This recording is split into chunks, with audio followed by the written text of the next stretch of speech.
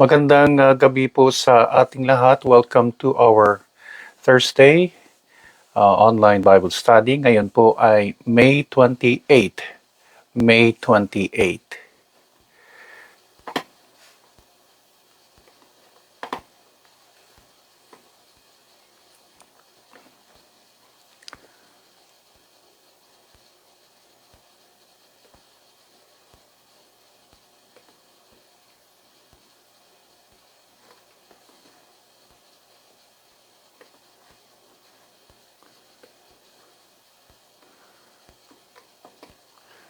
Magandang gabi po sa ating lahat.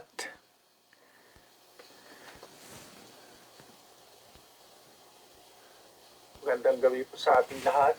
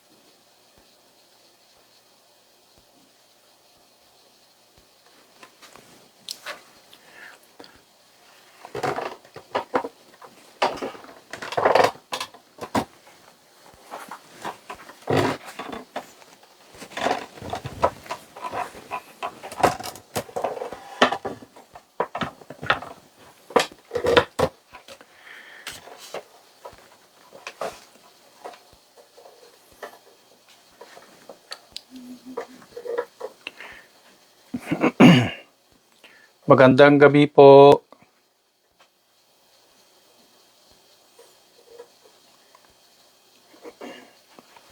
Magandang gabi po.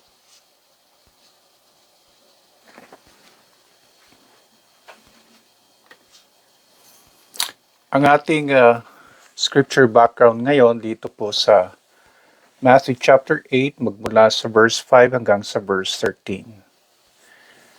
Ayan, sabi ni Ate Prime, good evening.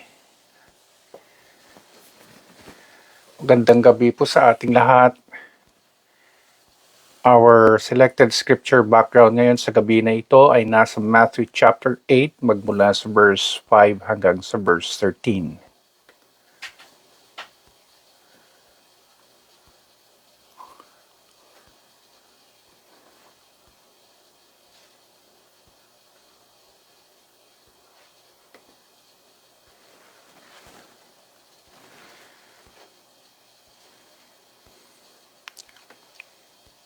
Ayan, magandang gabi Ate Dali. Yes, good evening.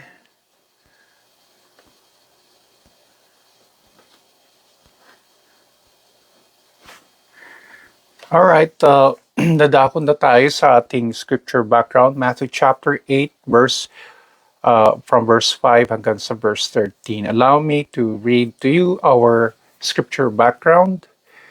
Verse 5, when Jesus had entered Capernaum, a centurion came to him, asking for help. Lord, he said, my servant lies at home paralyzed, suffering terribly. Jesus said to him, shall I come and heal him? The centurion replied, Lord, I do not deserve to have you come under my roof, but just say the word, and my servant will be healed. For I myself am under authority, with soldiers under me. I tell this one, go, and he goes, and that one, come, and he comes. I say to my servant, do this, and he does it. When Jesus heard this, he was amazed and said to those following him, truly I tell you, I have not found anyone in Israel with such great faith. I say to you that many will come from the east and the west, and will take their places at the feast with Abraham, Isaac, and Jacob in the kingdom of heaven. But the subjects of the kingdom will be thrown outside into the darkness, where there will be weeping and gnashing of teeth. Then Jesus said to the centurion, Go, let it be done just as you believed it would. And his servant was healed at that moment.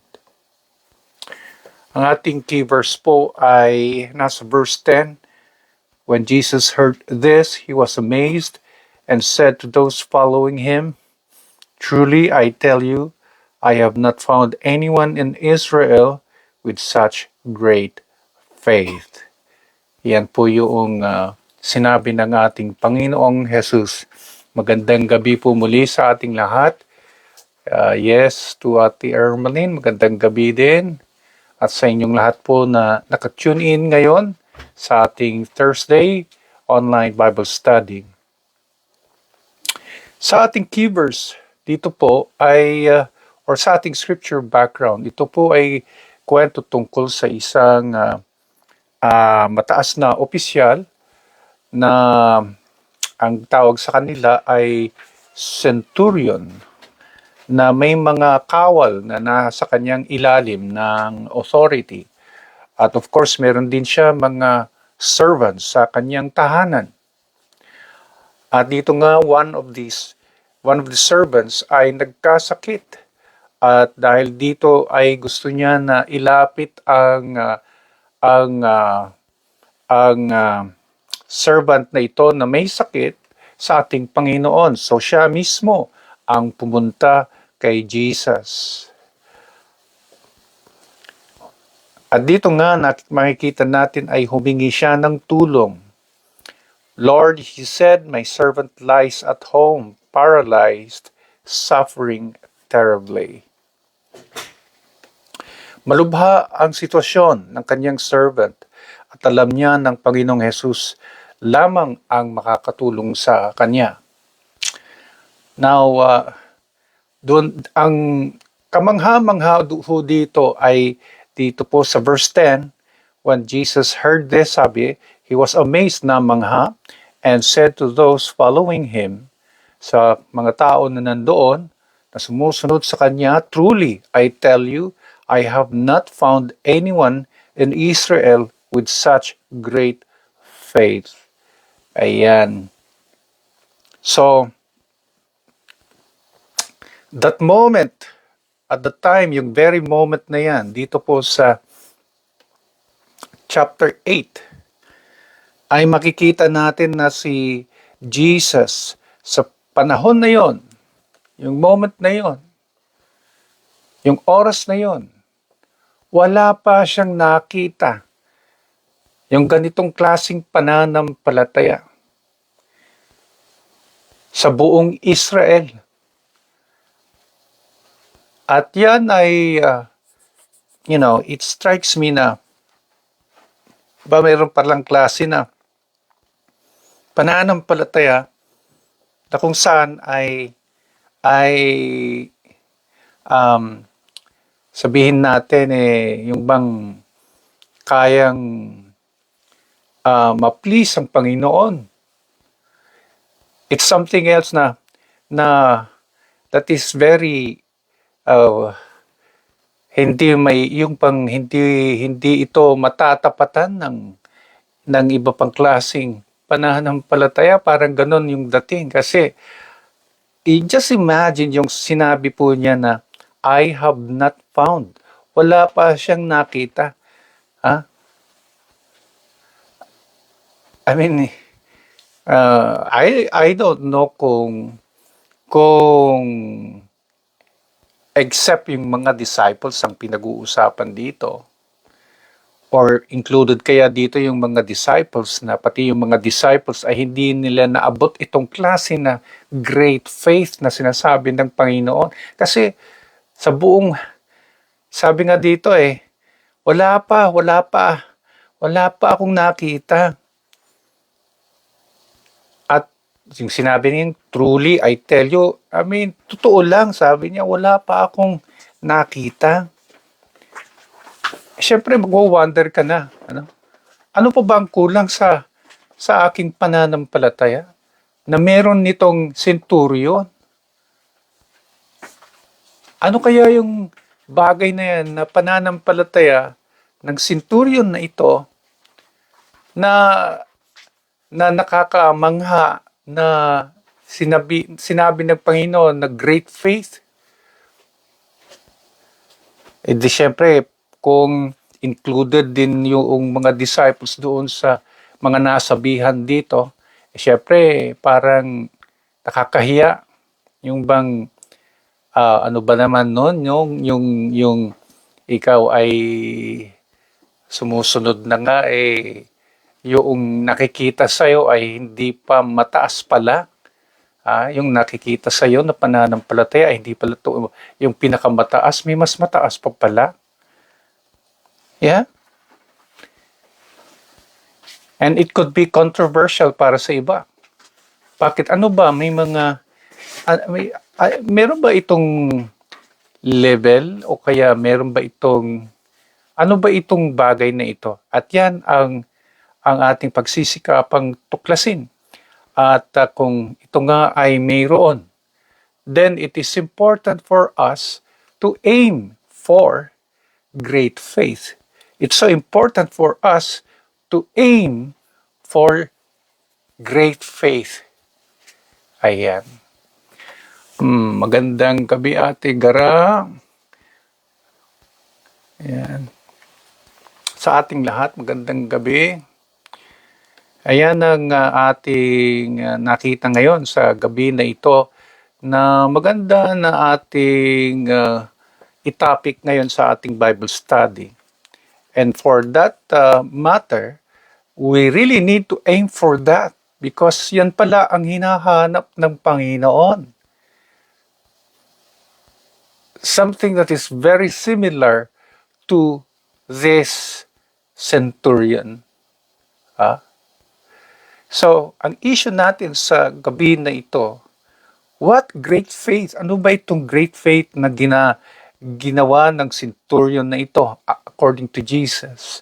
Ano po yung makikita natin kung bakit meron siyang great faith? Ano ba yung ginawa niya? Yun ang hahanapin natin sa mga sumusunod. At bago natin ituloy, ay tayo muna ay manalangin and let us seek the wisdom and understanding from the Lord. Let's bow our heads in prayer.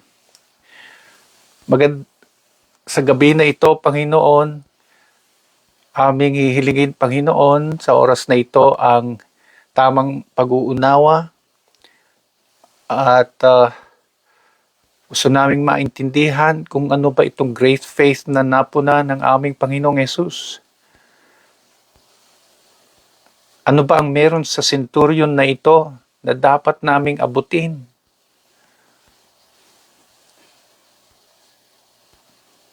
At kami din nagtatanong sa aming sarili kung ang pananampalataya ba namin ay great faith? How great can it be? And so, humingi kami, Panginoon, ng tamang pag-uunawa. Kaya sa oras na ito, Panginoon, ay nawa ay habang iniisa ho namin ang mga nakikita namin dito, ay nawa ito ay magsilbi din na aral sa amin o paalala para abutin namin ang great faith na sinasabi ng Panginoong Jesus.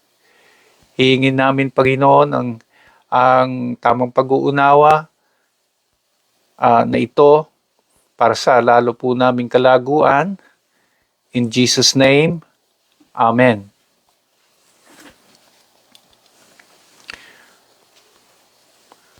Ayan, magandang gabi, Ate Jinky, Ate Tess. Yes, good evening po sa inyong lahat. Ayan. So balikan natin yung comment ni Jesus dito na dito lang siya nakakita ng ganitong klaseng pananampalataya that is great. From the start of his ministry, na nag-umpisa ang ministry ng Panginoon, ito lang yung panahon, pagkakataon, nakakita siya ng great faith. So ano ang meron sa centurion na ito? At dalawa po yung gusto ko na ipakita sa inyo. At kung handa na po tayo, ay ating aalamin. Now, meron po kasi sinabi ho dito sa verse 8 and verse 9, at babasahin ko ulit ang verse 8 and verse 9 for accuracy.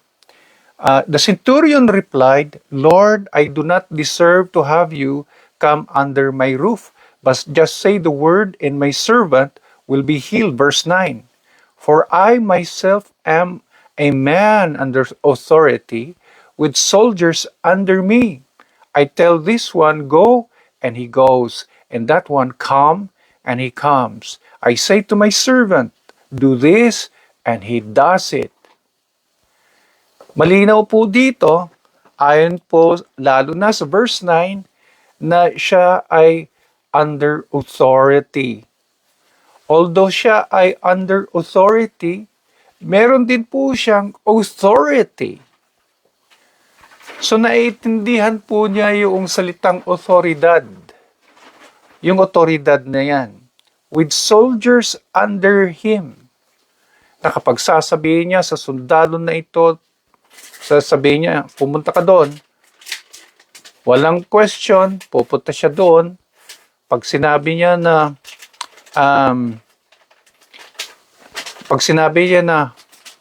halika dito, agad-agad ang sundalo na ito ay lalapit din. Ganon din sa kanyang mga servants. So he understood properly kung ano ang ibig sabihin ng salitang authority. And because of that, ay sinabi niya sa ating Panginoong Jesus ay gusto niya din na ilagay yung sarili niya sa loob ng authority ngayon ng ating Panginoon. Sa authority ng ating Panginoon, sa ilalim ng authority ng ating Panginoon, na kung kaya't anuman ang sasabihin, anumang salitang sasabihin ng Panginoon, susunod lang siya. Yan ang sinabi ng centurion na ito. In other words, itong una na mapapansin natin na meron sa centurion na ito ay meron sa kanya ang bagay na pagsasailalim sa loob ng otoridad ng ating Panginoong Jesus. Yan ang una. He placed himself under the authority of Jesus.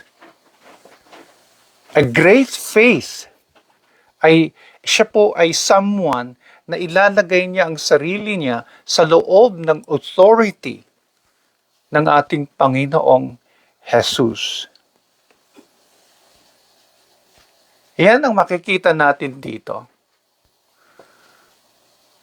So, once again, ang grace faith ay putting yourself under the authority of Jesus. Ipapasailalim mo ang sarili mo sa otoridad, sa loob ng otoridad ng ating Panginoong Jesus. Ano ang ibig sabihin nito? Paano ho natin maintindihan?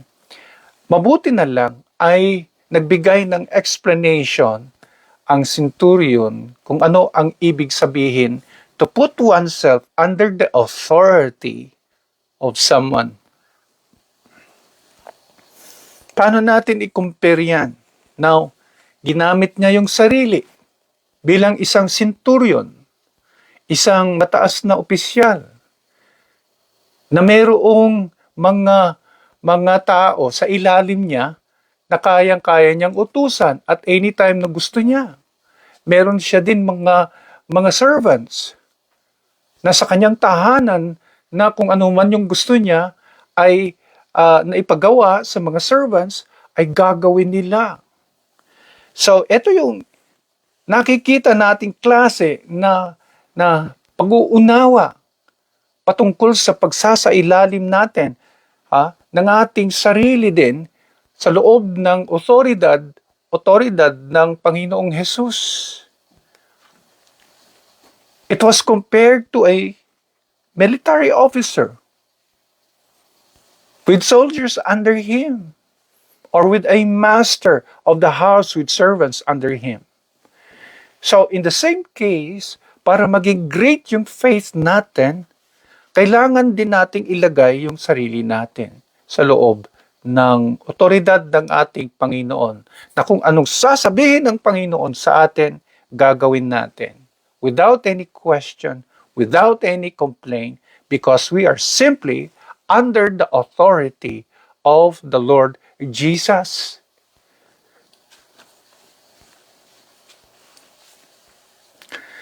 Now, ito po ay katulad din para, alam ko, pag pinag-uusapan na natin ay yung mga amo ninyo, para sa may mga amo, mas lalo po ninyong maiintindihan ito. This is similar really to workers, na may mga boss na ang mga boss na ito ay nagbibigay ng instructions at wala kayong choice kundi sundin ang mga instructions na yan, sundin kung ano ang mga orders nila. So, pag sinabi ng boss na pumasok ka ng ganitong oras, wala kang magagawa. Pag sinabi niya na pwede ba ikaw ay mag-extend na huwag ka munang uuwi ng ganito, but mag-extend ka muna ng oras, wala ka ding magagawa. You cannot question or modify or defy such order or instruction. At you must follow. Kailangan sundin mo accordingly. Ganyan po yung sitwasyon diyan. At pag sinabi niya na pumasok ka sa linggo na ito, wala kang magagawa. Kailangan pumasok ka pa rin. Dahil yan ang sabi ng amo mo. You cannot question the order. You cannot question the instruction. At pag sinunod mo ang order or instruction, matatawag din natin na yan ay great faith. Great faith. You have a great faith. Talagang malaki ang iyong pananampalataya sa iyong amo. Tama? Yan ang konteksto ho sa nakikita natin dito. When you put yourself under the authority of someone, you cannot defy the order. You have to follow. When he said, you go there, you have to go there. If he said, you come here, you have to come. And if you are a servant, and if your boss says, if your master says, cook, you have to cook for my food. You have to cook my food. Gawin mo yun.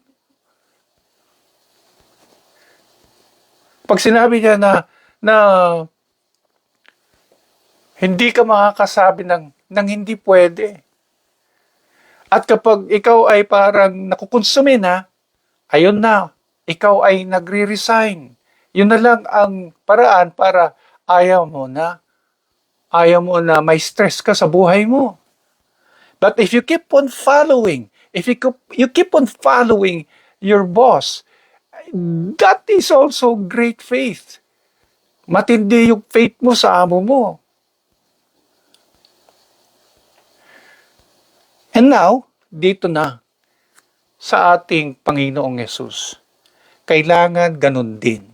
Kung ano yung kalooban ng Panginoong Hesus na sinasabi niya sa atin, kailangan nating sundin. At dami po natin nakikita na mga kalooban ng Panginoon sa salita ng Diyos. At ang mga bagay na ito ay kailangan nating sundin. Without questioning Jesus, ang kanyang authority, bakit kailangan gawin ito? Pag sinabi ng Panginoon, halika, pumunta ka dito, dahil gusto ko na magsamba ka. Sambahin mo ako. Kailangan pumunta ka para sambahin ang Panginoon.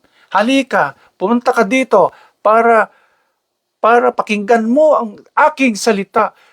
Wala kang choice but sumunod din sa salita ng Panginoong Hesus na pumunta ka doon at pakinggan ng Panginoong Hesus sa kanyang salita.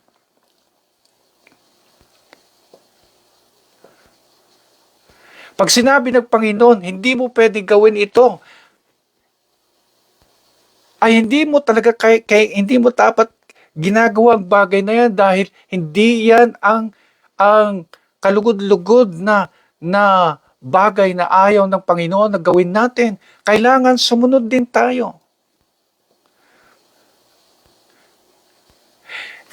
And syempre, kapag nakukonsumi na din tayo sa mga ganyan na utos ng Panginoon sa atin, kaya pala, may mga mananampalataya na hindi na nakakasunod o kaya umaalis na sa kanilang pananampalataya.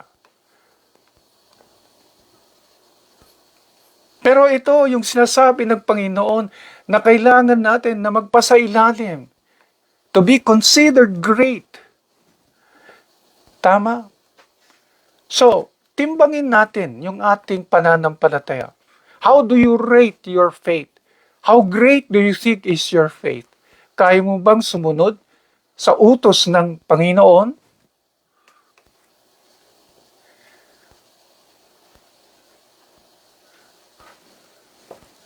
Minsan nga mas tayo pa yung boss sa ating sarili kaysa ang Panginoon.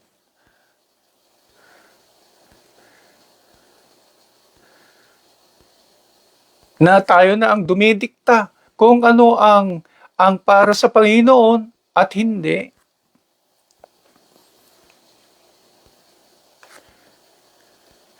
Great faith, therefore, is putting yourself under the authority of Jesus against all other authorities, including your authority.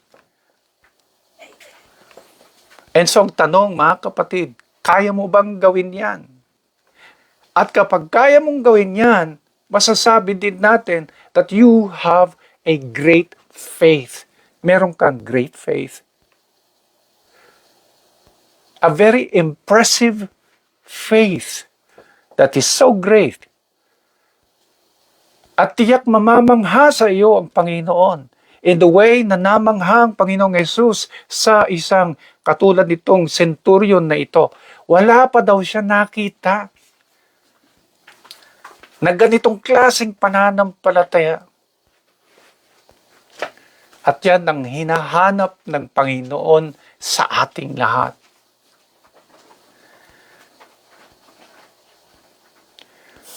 Minsan nga yung mga utos ng Panginoon sa atin, yung mga kalooban ng Panginoon sa atin, ginagawa nating optional. That cannot be. Because, as a servant, you cannot. You cannot make it an option. Yung mga sinasabi ng iyong master, ng iyong amo.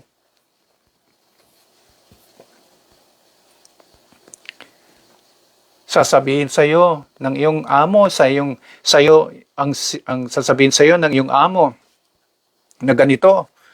Pwede ba sa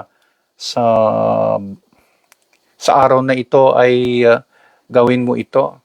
Tapos ang sagot mo sa kanya, pag-iisipan ko, boss, kung gagawin ko yan kasi depende sa schedule ko kung gusto ko o hindi. Parang ginagawa mong optional.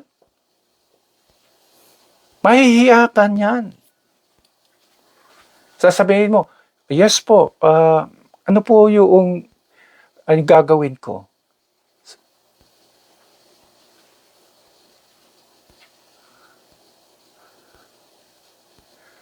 Kaya mga kapatid, talagang ang pananampalataya, hindi basta-basta yan. Ang daling sabihin, ang salitang pananampalataya. But when it comes to putting your faith under the authority of Jesus, bihira kang makakakita na ganitong klaseng pananampalataya until now, hanggang ngayon. Usually, laging ginagawang optional ang Panginoon. Mas nangingibabaw ang sariling otoridad o otoridad ng kanilang amo. My friends, huwag niyo kayong magagalit sa akin. Ito po yung nakikita natin dito. At sa nakikita natin dito, ayon po sa ipinakita ng centurion na ito, talaga po na nag-humble na siya. Despite of his rank, despite of his position. Sinabi pa nga niya na, I don't deserve to have you under my roof. Hindi ba? Kasi sabi ng Panginoon, shall I come and heal him? Shall I come? Sasama ba ako sa iyo? Lord, I do not deserve to have you come under my roof. Sa verse 8. It was a humbling experience. And knowing the fact that he knew very well what it means to be someone under authority, ay willing na siya na magpapasailalim sa otoridad ng ating Panginoon. Just say the word.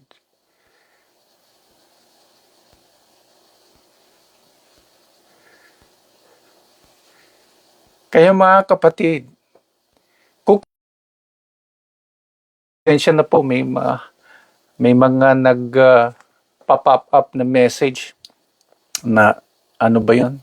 Warning sa kaya I have to balikan natin. So kumusta na mga kapatid ang ating pananampalataya? How great is it? Sasabihin natin, hindi na baling great?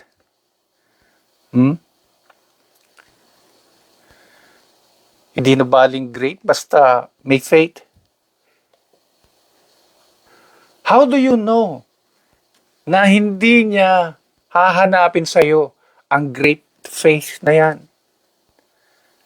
How do you know? So mga kapatid, ang atin ngayon is to aim for great faith. Kung gusto natin talaga na ma-please ang ating Panginoong Jesus, we need to have this great faith. Kung ano yung kalooban ng Diyos, kailangan susunod tayo. Amen po.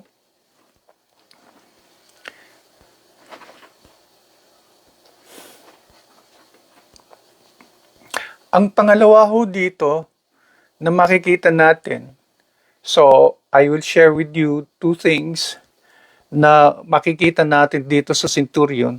Una, ang nakita natin sa centurion na ito ay ipinasa ilalim na niya ang sarili niya sa loob ng otoridad ng ating Panginoong Jesus. Ang pangalawa ay makikita natin dito sa verse 8, the centurion replied, Lord, I do not deserve to have you come under my roof, but just say the word. Just say the word and my servant will be healed. Just say the word, sabihin mo lang. Sabihin mo lang at susunod ako. At mangyayari. And so, para sa centurion na ito, ang salita ng Panginoon, number 2, ang salita ng Panginoong Jesus was more than enough for him to put his trust in it. Sapat na sa kanya ang salita ng Panginoong Jesus na ibigay niya ang buong tiwala. Ang kanyang buong tiwala sa salita ng ating Panginoon, sapat na. Iyan ang pangalawa. Para sa kanya, sapat na ang salita ni Jesus kahit hindi na kailangang sumama pa sa kanyang tahanan para makita paano niya pagalingin ang kanyang servant.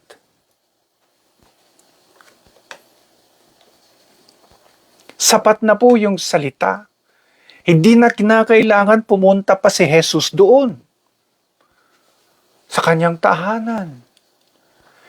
Doon mismo, sabihin lang niya at mangyayari ang mangyayari na hinihingi ng centurion na ito. Alam niyo po, pagdating sa salita, sa totoo lang, hindi tayo kontento o basta lang nagpapaniwala sa salita lamang, lalo na kapag ang nagsalita ay tao. Gusto natin ay ang gusto natin tayo mismo ang saksi na makikita natin naggagawin niya ang kanyang salita. Ganyan ang ating nature, mga kabatid. Kaya hindi tayo basta nagpapaniwala sa anumang salita. Bakit? Kapag may sinabi sa'yo, kaagad maniniwala ka na. Kaagad talagang ipagkakatiwala mo na ang iyong buhay sa kanyang sinabi. Kung ganyan ano ang tawag sa'yo? Hindi ba't uto-uto? Kaya pag may mga lumalapit sa atin,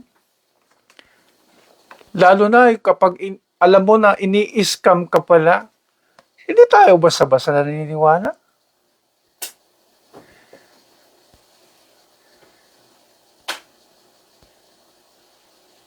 Papasok dito, lalabas doon.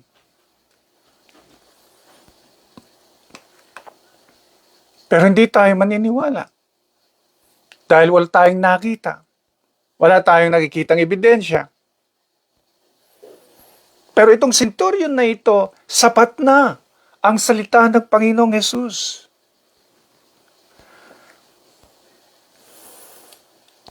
Kaya kailangan, katulad ng centurion, ibahin natin ang Panginoon.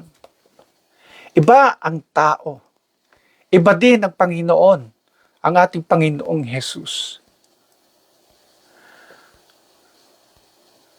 Iba ang salita ng Diyos, iba yung salita ng tao. Kahit itong pinag-aaralan natin, iba ito sa salita ng tao. Na kahit kung ano yung nakikita natin na salita ng Diyos, ay dapat nandoon yung tiwala natin. Kahit hindi pa natin ito nakikita. Na kontento ho tayo. Nandoon yung pananampalataya natin. To the point that you do not even need God to prove His words to you. That God's words are truly na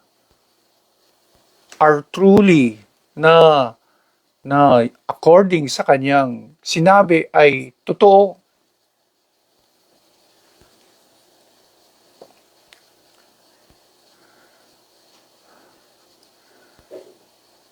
And so nakakamangha din ho ito. Kaya tayo din, kapag may sinabi tayo, at pinapaniwalaan kaagad yung sinasabi natin, pati tayo namamangha. Aba ito, sobra naman. Sobrang paniwala sa akin. Kahit yung sinasabi ko na napakasimpleng bagay, talagang dibdiban na pinapaniwalaan niya. Ano magiging reaction mo? Di syempre, ma-amaze ka rin. Ayan, ang yan po yung klase din na great faith ang hinahanap sa atin ng Panginoon. Kaya bihira din tayo makakita ng ganitong klase na tao na naniniwala sa ating mga sinasabi. Karamihan hindi. Di ba? Minsan yung ibang tao sabi nila, anong pinagsasabi nito? Kala mo naman kung sino siyang magaling.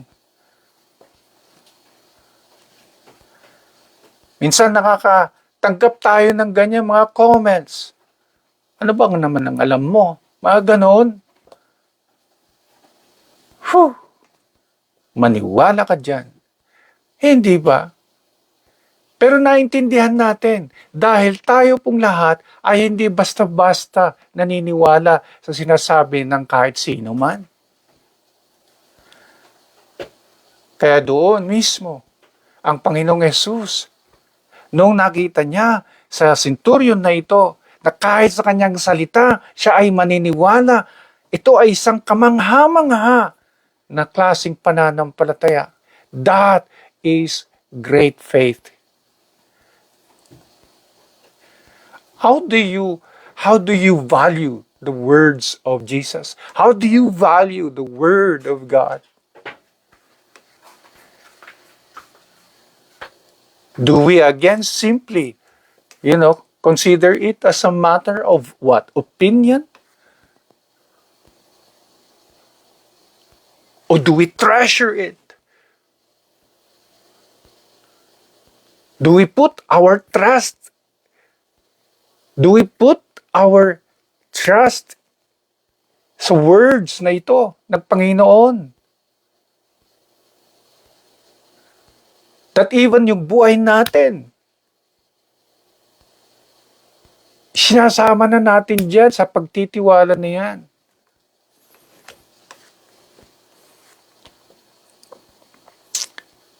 Kaya mga kapatid, eto yung dalawang bagay, dalawa pa lang yan.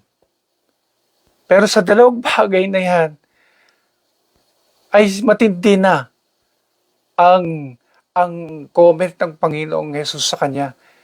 Siya ay may great faith na hindi pa niya nakita sa buong Israel.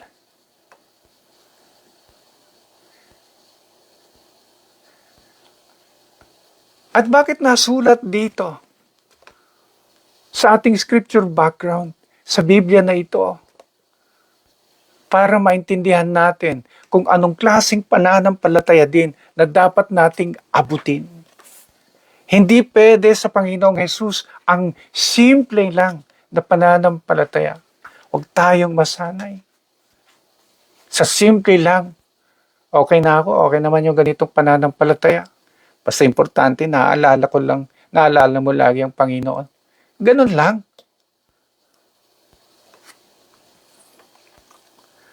Paano na yung pagsunod mo sa kanyang salita?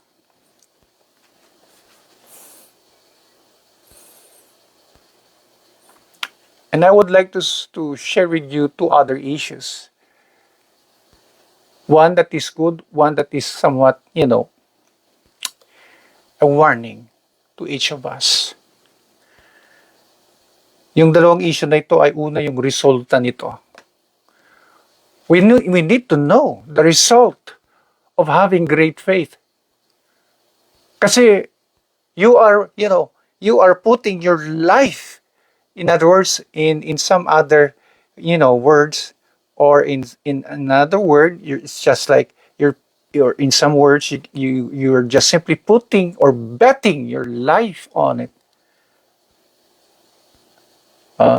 As an idiomatic expression of saying parang you're betting your life on it, although we do not encourage betting. But as a matter of idiom, ano ba ang meron sa ganitong great faith na ito? If I do this, kaya sabi ko nga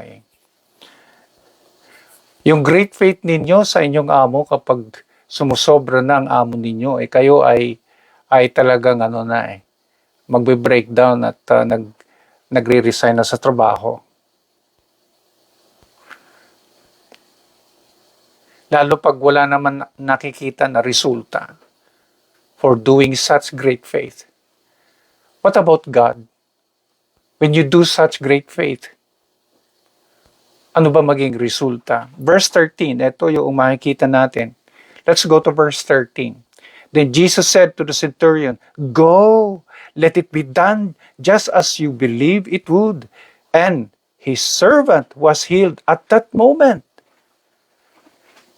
And so yung great faith pala na ito is the key to God's favor. Kaya kapag may mga hinihiling tayo, kailangan nakikita ng Panginoon ang great faith na ito.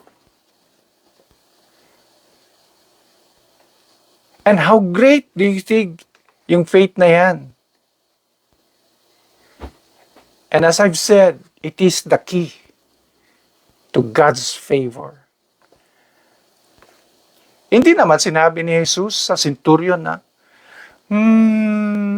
pag-isipan ko, kasi depende kung may schedule pa ako. Kasi hindi ganon ang Panginoon. At that very moment, dahil namangha ang Panginoong Jesus, binigay niya ang hinihiling ng centurion na ito.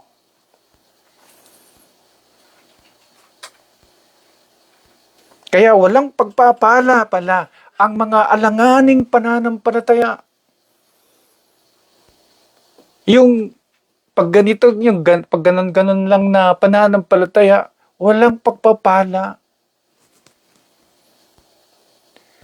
Great faith is always rewarded with God's favor. Ibig sabihin, mas malambot ang puso ng Panginoon sa mga may great faith. Kasi bihira nga ang magkakaroon ng great faith. Maraming matatamaan sa great faith na ito.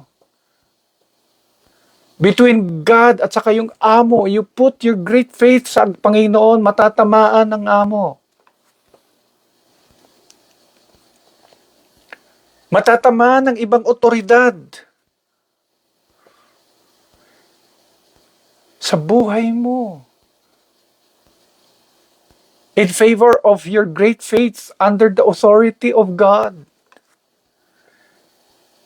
Kaya ganyan alam ng Panginoon, ganyan kahirap ang pananampalataya na ito. And because of this, kailangan na mabigyan ng pansin, mabigyan ng tamang favor. That's the good news. That's the good part of great faith. Pero, merong ibang statement na naman ng Panginoong Jesus dito, na kung titignan natin, bakit magtataka tayo? Especially dito po sa verse 12. Nagpakita ng Panginoon ng babala. Sabi niya sa verse 12, but the subjects of the kingdom will be thrown outside into the darkness where there will be weeping and gnashing of teeth. Teka, bakit biglang ganun yung discussion? Parang, bakit may kasama pang ganito? Tama na yung sinabi ng Panginoon na okay na yung I have not seen such great faith in Israel. And as you say, okay na, nasabihin ko lang, then so be it. Okay, gagawin natin. Period. May pabuntot pa na ganito. I say to you that many will come from the east and the west, and I will take their places at the feast with Abraham, Isaac, and Jacob in the kingdom of heaven. Kita nyo sa verse 11 and then verse 12. But the subjects of the kingdom will be thrown outside into the darkness where there will be weeping and gnashing of teeth. That's the bad part of this. May babala. Ibig sabihin, may kalalagyan ang mga walang tamang pananampalataya. I thought it was just enough to make a comment about, the centurion's great faith, but the Lord added a warning to somehow for us to really make the effort To aim for great faith. Kasi may kalalagyan ang mga walang tamang pananampalataya. Ang kalalagyan nila, they will be thrown outside into the darkness where there will be weeping and gnashing of teeth. Referring to what? Sa langit? No, sa impyerno. Kaya tama yung sinabi natin nung nakaraan na hindi lahat nagsasabi ng Lord, Lord ay makakapasok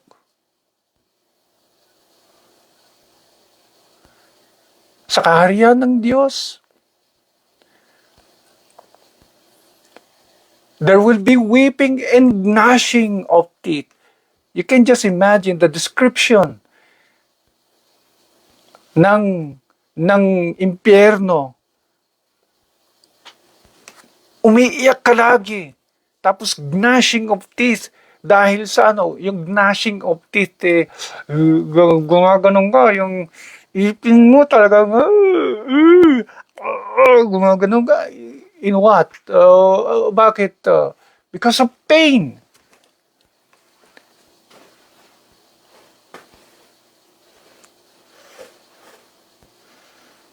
Pain.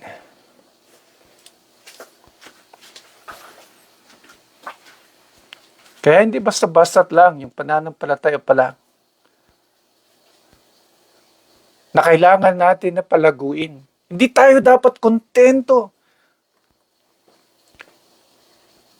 kung gaano yung liit nito. Hindi tayo kontento dapat. Dapat pinapalago pa natin ito. Dahil mahirap din magpalago ng pananampalataya. It's not easy. It's not easy as far as the process in trying to make your faith grow. Dahil maraming challenges yan sa buhay natin, ang ating pananampalataya. Kaya hindi po dapat pinaglalaruan lang ang ating pananampalataya. Dapat siniseryoso talaga at pinagsisikapan na palaguin. Binibigyan, pinag-uukulan ng panahon para maabot natin yung status na great faith na yan.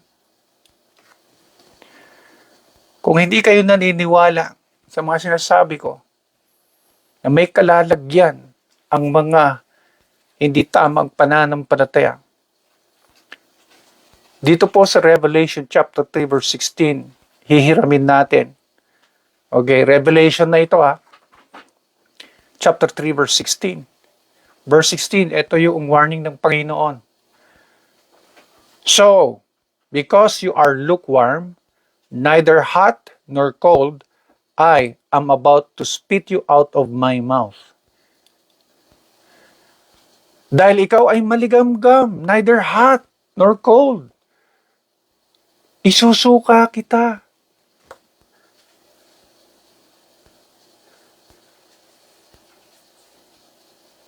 Gusto ng Panginoon, kung mag-i-invest ka pala sa pananampalataya na ito, kailangan talagang pagsikapan mo na.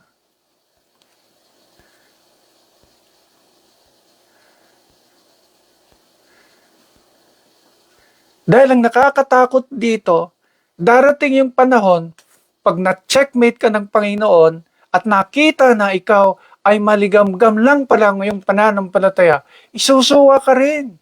At saan ang kalalagyan mo? Dito sa sinasabi niya sa verse 12, into the darkness where there will be weeping and gnashing of teeth. And so do you understand why? May mga mananampalataya na pinagsisikapan ang bagay na ito sa kanilang pananampalataya. Minsan, kinikriticize ninyo sila na, baka masobrahan mo yan, baka mamaya lalagpas ka na sa langit sa ginagawa mo na yan. No!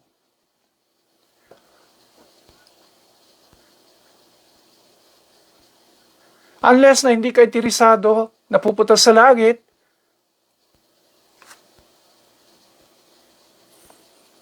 kaya mahalaga yan sa Panginoon. Look, the inclusion of this important warning ay hindi dapat ito pwedeng ipagwalang bahala.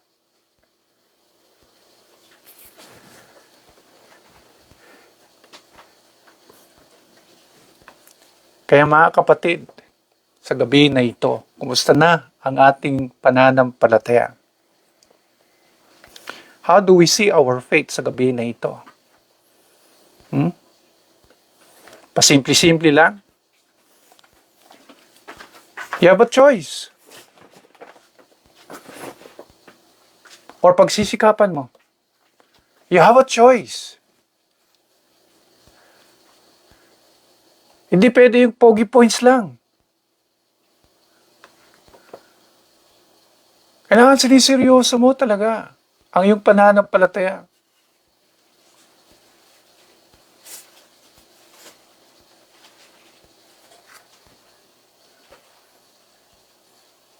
Kaya yung mga nagsasabi na okay lang kahit hindi great faith, basta may faith. Mag-isip-isip talaga kayo. Think twice.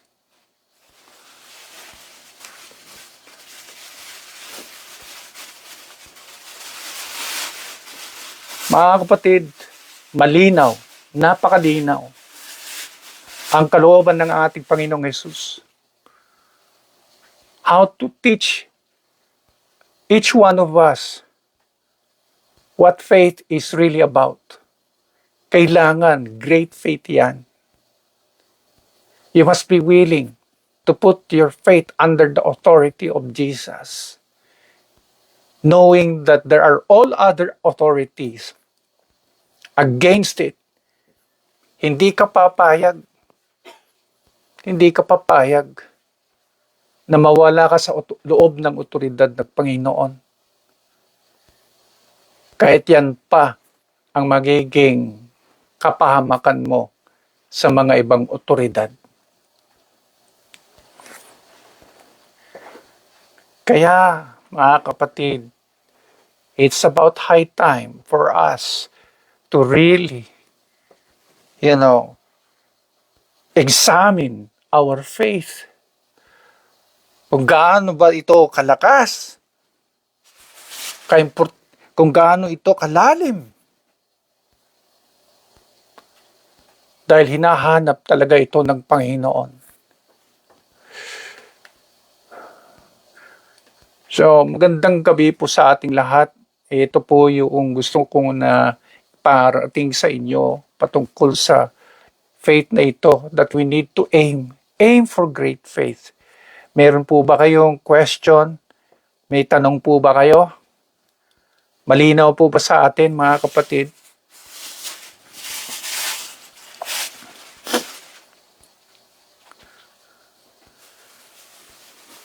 May tanong. Ang pagpupunta ba sa church ay bahagi ng great faith? Yes. Ang pag-attend ba ng Bible study ay bahagi ba yan ng great faith? Yes.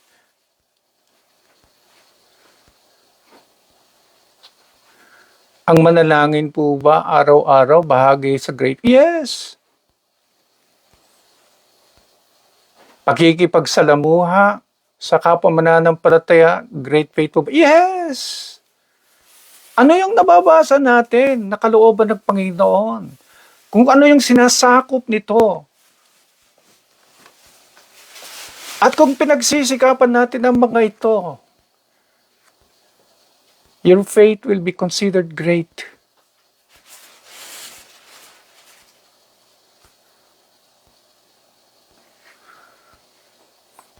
At kung malinaw na po sa ating lahat, mga kapatid, sa gabi na ito, tayo po ay manalangin.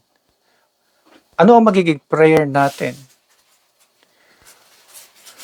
Ito ay isang personal po na bagay sa buhay natin. So, kayo mismo nakakaalam kung gaano kalalim ang iyong pananampalataya.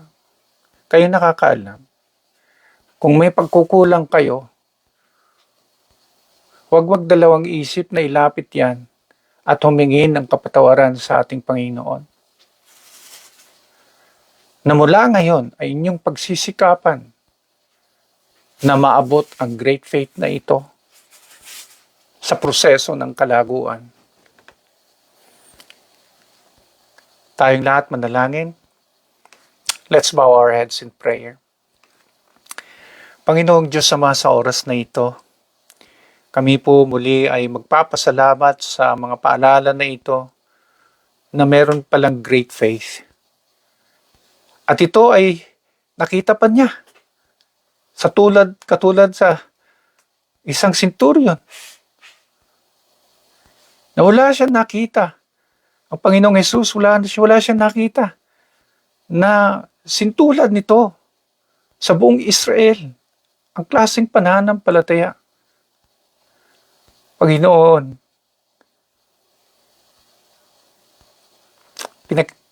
hinihingi namin na kung ano man yung pagkukulang namin, Panginoon, sa inyo, hihingi po kami ng forgiveness, ng kapatawaran. At mula ngayon ay aming pagsisikapan, Panginoon, na gawin ang inyong mga salita, to live under your authority.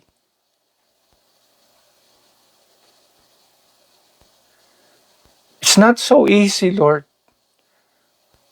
In this world where we live, there's so many authorities.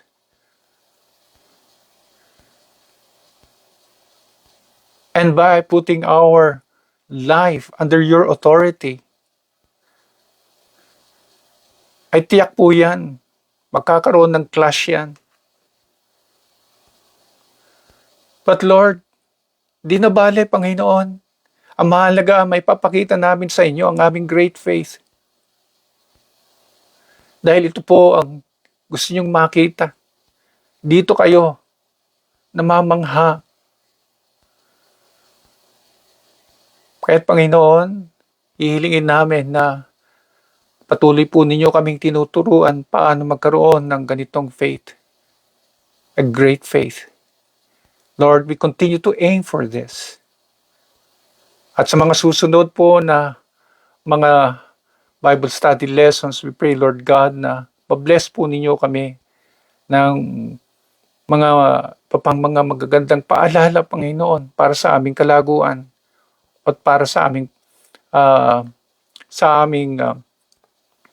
kaalaman at paalala. Kinukumit namin, Lord, ang lesson na ito para sa aming kalaguan. In Jesus' name we pray. Amen. Amen. Magandang gabi po sa ating lahat. Salamat po sa inyong pakikinig. At sa susunod ulit, kita-kita ho tayo. At I pray that you were blessed by our lesson. And so once again, let us continue to aim for great faith. Magandang gabi sa inyo po. Kay Ate Ermaline, Brother Edgar, Sister Jinky, Sister Gara, Ate Dali, sino pa? Sister Imelda.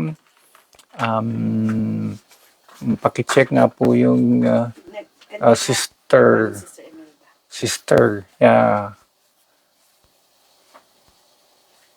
Yes, Sister Cora, Brother Noy, at sino pa po?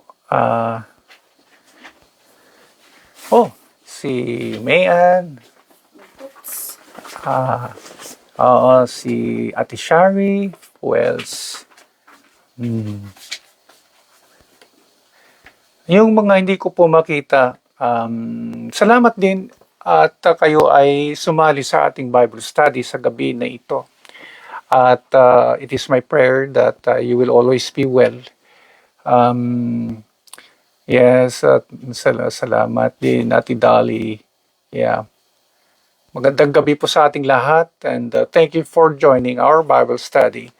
And our Bible studies every Thursday, every 9:30 in the evening o ng Thursday. So I hope to see you again next Thursday. mga kapatid. At God bless po.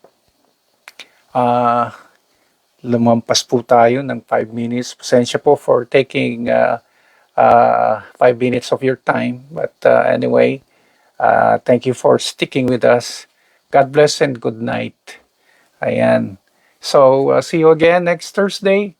And ito na po yung ating signing off. Good night.